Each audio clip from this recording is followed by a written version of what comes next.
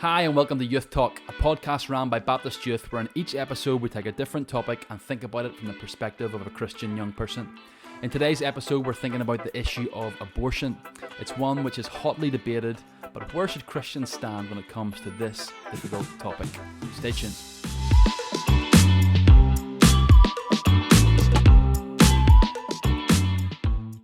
Well, just last week, there was big breaking news in America. It was leaked that the Supreme Court were attempting to overthrow a historic decision made in this Roe versus Wade case way back in the 1970s, which really stated that the US Constitution should protect women who seek to have an abortion without excessive overreach from the US government. And of course, this has really led to and reignited the whole abortion debate in the United States. People are talking about it really quite a lot at the moment. And of course, things that happen in the United States affect us here in the UK. And the debate has been raging again about the morality behind abortion. By and large, you have two categories of people, don't you? You've got those who are pro-life, who believe that it's never morally acceptable to terminate a pregnancy. You've got those in the other camp who are pro-choice, who believe that it can be morally acceptable to terminate a pregnancy.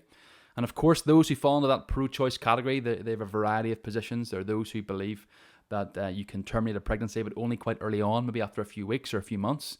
And there are those who believe that it's morally acceptable to terminate a pregnancy a little bit later on. So there are a variety of positions within the pro-choice categories. But to be overly simplistic, there are two categories, pro-life, pro-choice. And so really what I want to do in this episode of Youth Talk is to think about this discussion, to think about the issue of abortion. And again, as we do in Youth Talk, I want to think about it from the perspective of a Christian young person. And there are a number of ways I could approach that. I could just quote Bible verses at you. And in many ways, that should be persuasive for you if you're watching this and you're a Christian, because the Bible is our ultimate authority. The Bible is the thing that we believe to be true and to be our guide. But that's not actually what I'm going to do. Obviously, historically, Christians hold to a pro-life position, and that's really what I want to submit to you today, why I believe that pro-life is the most consistent and moral position to hold, particularly as a Christian.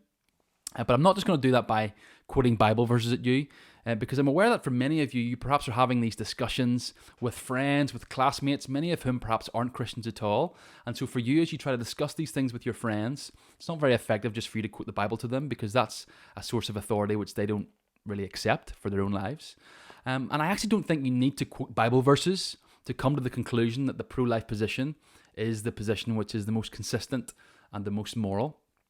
That's my personal conviction, and that's the convictions of most people who would fall into the pro-life category. And it's important to acknowledge, isn't it, that it's not just that it's only Christians who fall into the pro-life category. Of course, there are many, many people who would consider themselves pro-life who are not Christians or maybe even have any religious affiliations whatsoever.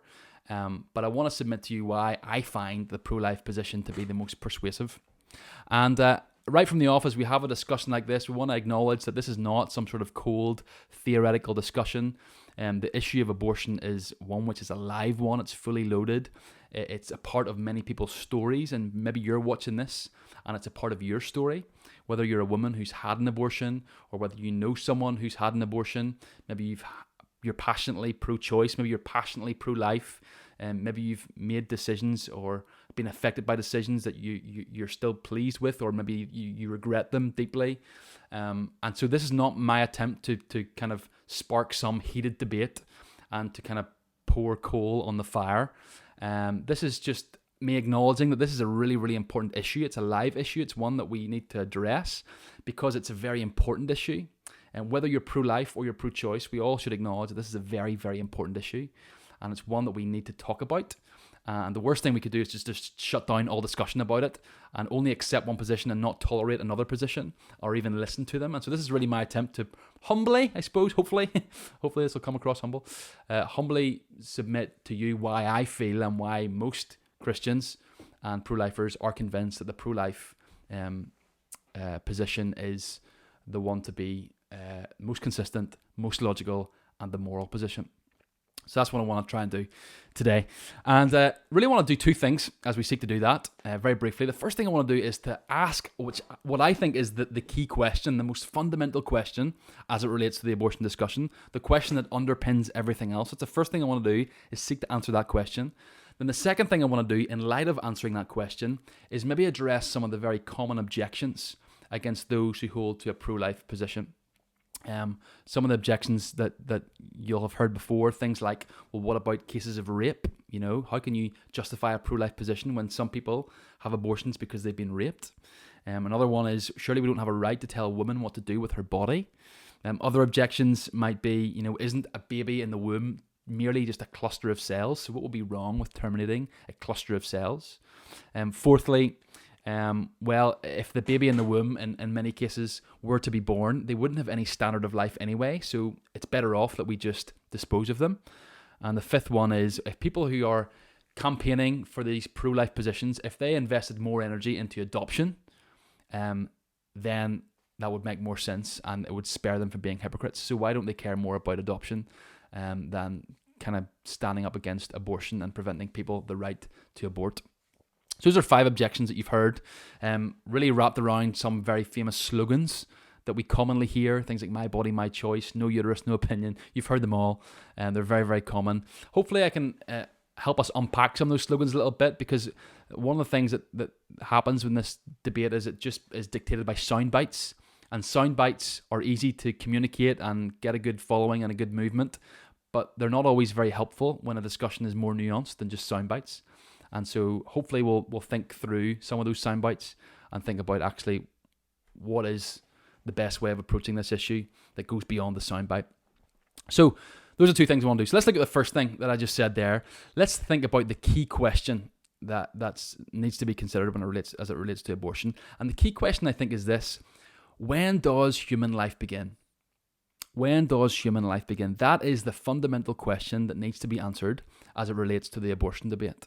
And the reason that is the fundamental question that needs to be answered is because we can all agree, whether you're pro-life or you're pro-choice, we can all agree that it's wrong to terminate life. Can't we all agree on that? Like, it's wrong for me to go out in the street and to end the life of a 10-year-old or a 20-year-old or a 50-year-old or an 80-year-old. It's wrong for me to terminate their life. Why? Because they are a life. They're a human life. And because they're a human life, they have inherent value, okay? So we can all agree on that. That's the common ground that we can all hopefully establish. It's morally wrong to terminate human life. And so the key question is then, well, when does human life begin? People who are pro-life like me, we would say that life begins at conception. I think that's the most consistent and logical place to say that life begins. Life begins at conception. It's at that point that a whole new genetic code is formed within this embryo. Their DNA, their unique DNA, is established. It's at that point when this, what you might define as a cluster of cells, when left to its own devices, will develop and go through the natural process of human development. I think it's at conception that life actually begins. And I think that's the most consistent place to say and to deem life as beginning, because all the other places you might deem after that to say life begins, I think when you extend that logic beyond life in the womb, your argument very quickly falls down. So for example, someone who's pro-choice might say, well, life doesn't begin until the fetus has a detectable heartbeat. And so it's fine to terminate a pregnancy within the first, say, 28 days, because for the first 28 days, there's no detectable heartbeat. But after day 28, at that point, because there's a detectable heartbeat, that fetus can be considered a human life, and it's morally wrong to terminate it. But before then, it's fine because there's no heartbeat.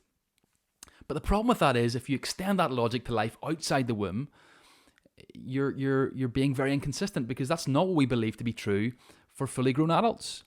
We don't believe that fully grown adults who don't have a fully functioning heart cease to be human because their heart is not fully functioning.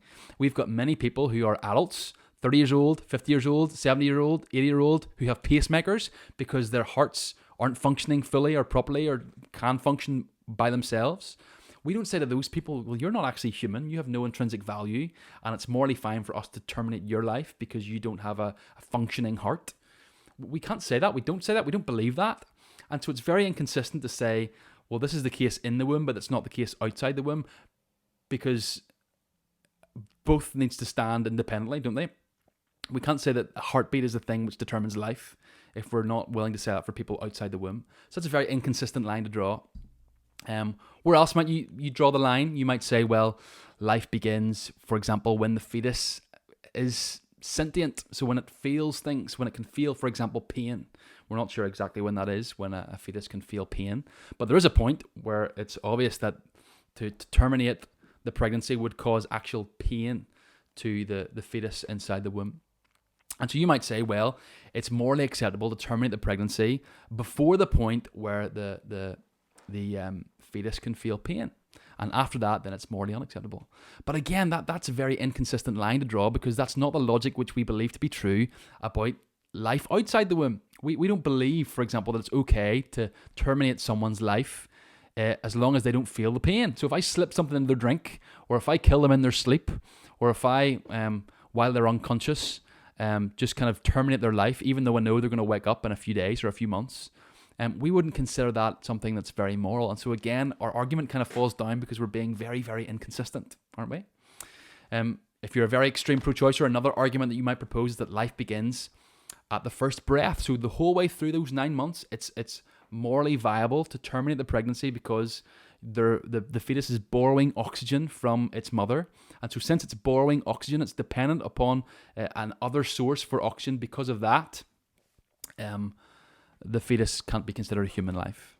But again, if you extend that logic to life outside the womb, it falls down. There are many people at particular points in their life rely on oxygen from other people. There are, for example, people who go under surgery and they need to wear an oxygen mask, or they're doing whatever the case may be and they require an oxygen mask, or a scuba diver, whatever the case may be. At those points where they're depending on oxygen from another source, they don't cease to be human. Again, it makes no sense. Sure doesn't. Someone else might say, well, it's not a human life because, it's dependent upon its mother. But again, whenever a baby is born, when it's 1 year old, 2 years old, 3 years old, 4 years old, even when it's outside the womb, it's still dependent on its mother, isn't it? It still needs its mother. If it's just left to its own devices without a mother or a father or a guardian, it's not going to survive. It's going to die. So wherever you draw the line, whereby you say it's acceptable to terminate the pregnancy, within those 9 months, wherever you say within those 9 months that life begins, apart from conception, you're forced to be very, very inconsistent in your views. And so that's why I believe that the most consistent, the most logical place to believe that life actually begins is at conception.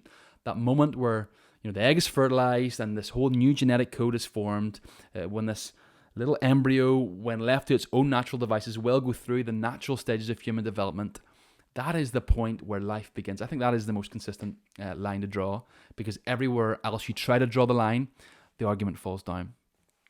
And of course, that's just one way you can approach this idea of where life begins. There's a far more scientific approach that you could take. I'm not very good at science. I was never good at science.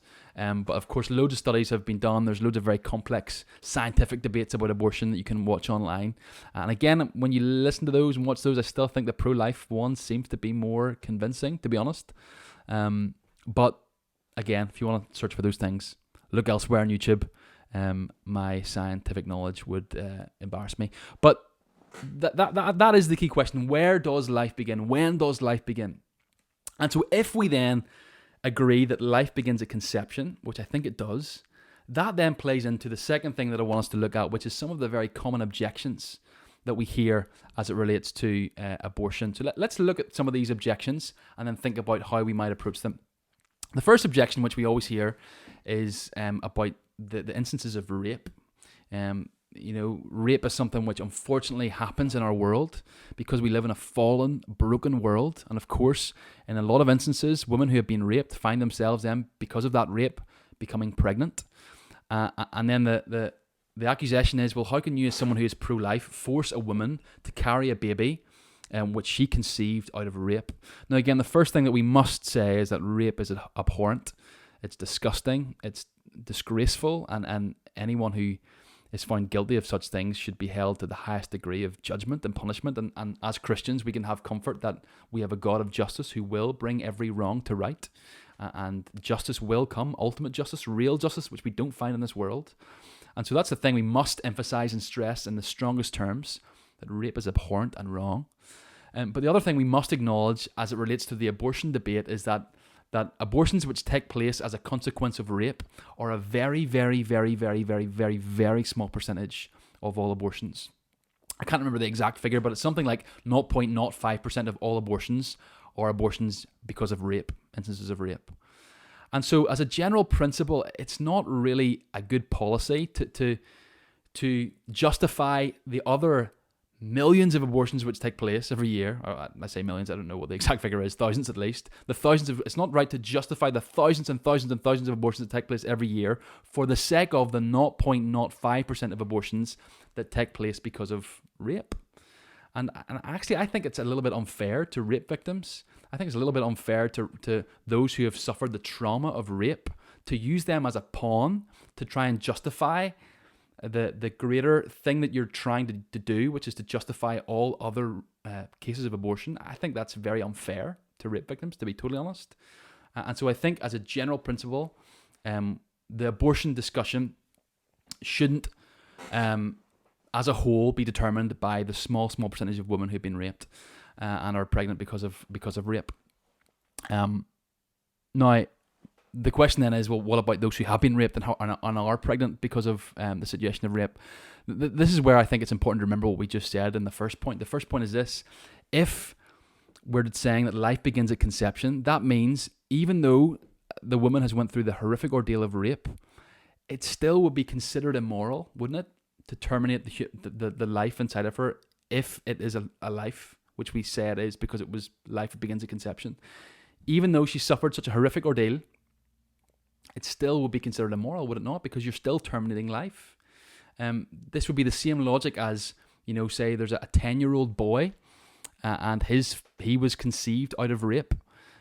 We wouldn't say at that point that it's moral to end a 10-year-old boy's life because he was conceived out of rape. That wouldn't be moral. Why? Because he's got intrinsic value. He's a human life, and it's not right to end his life as a 10-year-old boy because his father was a rapist and he was conceived out of rape. That wouldn't be right.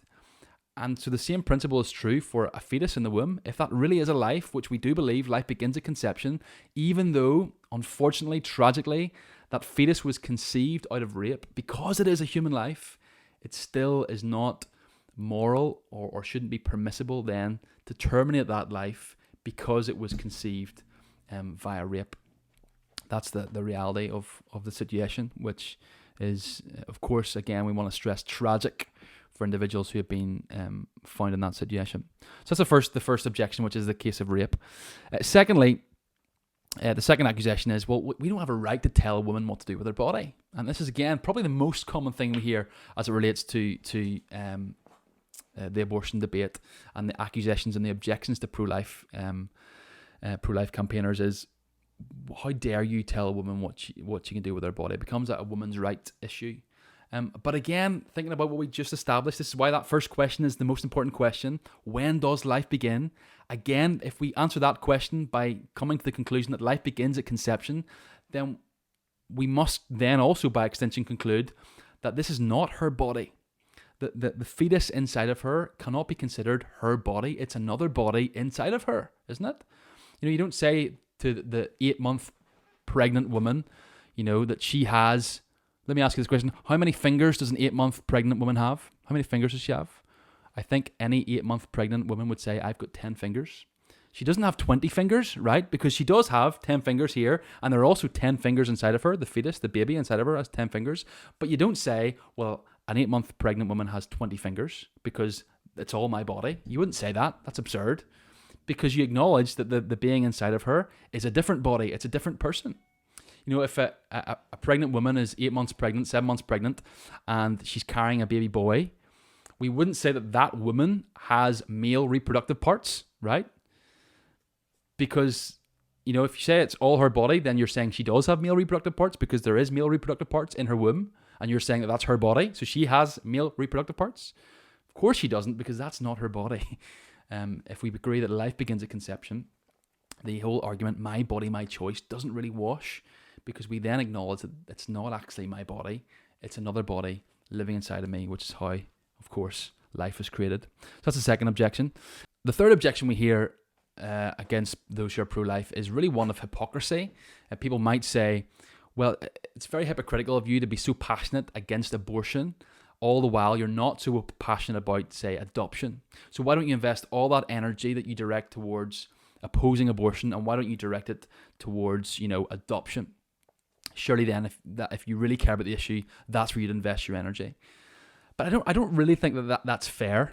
The first thing to say is that Christians are passionate about adoption and historically have been. In fact, if you look at the the Roman Empire, historical Roman Empire, when you think about how, newborns were treated, particularly newborn girls or newborn babies with disabilities, they were really tossed out into the trash.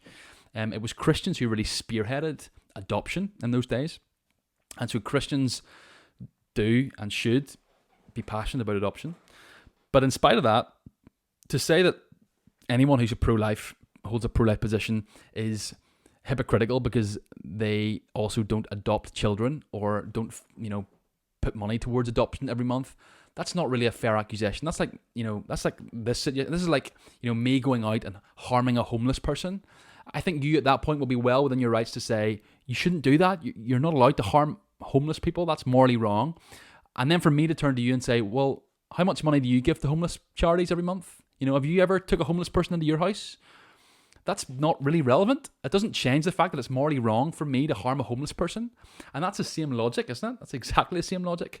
Just because a particular person doesn't adopt a child or doesn't pay for supporting adoptions agencies every month doesn't change the fact that they believe that it's morally wrong to terminate a pregnancy. Two separate issues. And so that's not really a fair accusation. Fourth one you might hear, accusation or objection, is that surely the fetus in the womb, sure, it's just a cluster of cells anyway. It's just a cluster of cells. So what's the big deal? And I think, again, I think this is just an attempt to dehumanize the fetus that exists within the womb. A cluster of cells, we're technically a cluster of cells, if that's your definition of a cluster of cells. So what gives us any value? But a cluster of cells, when left to its own devices, doesn't become a fully developed human being. Sure, it doesn't. It doesn't a fully developed, adult. That's not what a cluster of cells does when left to its natural devices. And so I think it's just an attempt to dehumanize the fetus inside the womb to say it's a cluster of cells. Last accusation then we might hear is, well, if this baby was to be born, sure, it would have a pretty poor standard of life anyway, so it's better that I just terminate the pregnancy, and that justifies terminating the pregnancy. But once again, going back to that original question, which this is why I said it was a foundational question, because I think it answers all these accusations. If we say that life begins at conception, if that's when life begins, then under no circumstances does it justify you terminating that life, because you are terminating a life. And so it's not your place to become the judge and say, well, your life's probably not going to be great, so I can terminate your life here. You don't have the right to do that if this is an independent human life. You couldn't do that to a 2-year-old. You couldn't say, your future doesn't look great, so I think it's just best that we just end your life right here. You wouldn't do that. Why? Because you're terminating a life. It's not your life. You can't be the judge.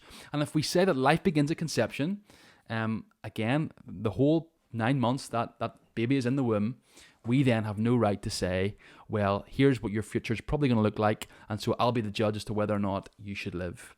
Again, if we determine that life begins at conception, that's not our place to be the judge. And so those are a few objections. Of course, there's more that we probably could cover, but those are some of the objections which are often cloaked in different slogans: my body, my choice, all these things. Don't have a right to tell one what to do with their body. And so, again, this is why that first question, when does life begin? That really is the key question that we all need to wrestle with and all debate as we think about the issue of abortion. But that's all I've got for you today. Of course, there's a lot more that could be said about this topic. And again, as I said at the beginning, this is not my attempt to be exhaustive or to give you a comprehensive answer, the once for all answer with regard to abortion. This is just my attempt, hopefully humble attempt. Again, I'm not trying to provoke raging debate and pick fights with anyone. It's not my intentions at all. This is just acknowledging this is a really important issue. It's a live issue, and given that it's such an important issue, it is important that we have open dialogue about our convictions in a calm way, but an open way. And so this is my attempt to convey to you why I think the pro-life position is the most convincing, and why it's something that we all should think seriously and think deeply about. It's no good just believing something because the vast majority of people seem to believe it.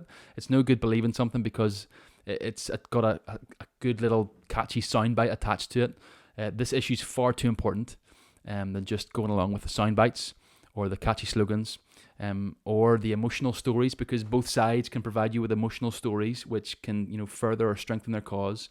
We have to look at it in the cold light of day and think and ask ourselves, what is the moral, the right thing to do? And particularly if you're watching this as a Christian, of course, as we said at the beginning, God's word will massively influence how you see this particular issue. That's all we've got time for today. I hope you found this helpful, and we'll be back next Tuesday, with another episode of Youth Talk. So stay tuned next Tuesday for another week of thinking through a different topic from the perspective of a Christian young person. Have a great day.